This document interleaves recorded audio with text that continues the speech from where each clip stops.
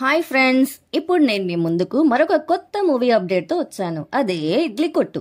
నాకైతే ఈ మూవీ చాలా బాగా నచ్చింది. ఇందులో ధనుష్ యాక్టింగ్ చాలా నేచురల్ అండ్ రియలిస్టిక్ గా అనిపించింది.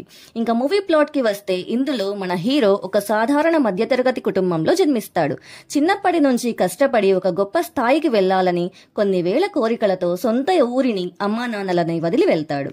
తన తండ్రికి వారసత్వంగా వచ్చిన ఇడ్లీ కొట్టుని తన తరువాత తన కొడుకు అయిన ధనుష్ నడపాలని కోరిక. ఇంకా ధనుష్ అయితే తను కోరుకున్నట్లే ఫారెన్ లో ఒక పెద్ద ఎంఎన్సీ కంపెనీకి మేనేజర్ అవుతాడు. ఆ కంపెనీ ఓనర్ తనకు ఉన్న టాలెంట్ నచ్చి తన కూతుర్ని ఇచ్చి పెళ్లి చేయాలని అనుకుంటారు. అదే టైంలో తన ఫాదర్ చనిపోయాడని అనే న్యూస్ ధనుష్ కి తెలుస్తుంది. దాంతో మన హీరో తన సొంత ఊరికి బయలుదేరతాడు. ఇక తన ఫాదర్ కోరిక మేరకు ఇడ్లీ కొట్టు ఎలా నడుపుతాడు, ఇంకా అందులో వచ్చే ప్రాబ్లమ్స్ ని ఎలా ఫేస్ చేస్తారు అనే కాన్సెప్ట్ మీద మూవీ నడుస్తుంది. మూవీ చూస్తున్నంతసేపు ఒక మంచి ఎమోషనల్ అండ్ ఫీల్ గుడ్ మూవీలా అనిపిస్తుంది. నేనైతే ఈ మూవీ మస్ట్ వాచ్ మూవీ అని చెప్తాను. మీరు కూడా ఈ మూవీ చూసి మీ ఒపీనియన్ మాకు కామెంట్ చేయండి.